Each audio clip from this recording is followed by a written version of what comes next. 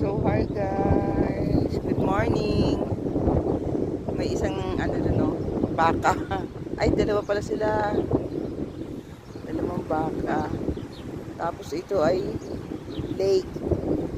Ayun, oh. Lake yung banda doon. Dito po ginanap yung ano, yung Christmas party nila July.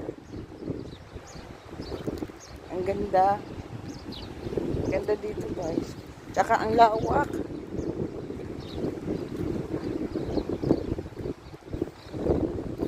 Mga ano lang sila. Wala pa silang 50.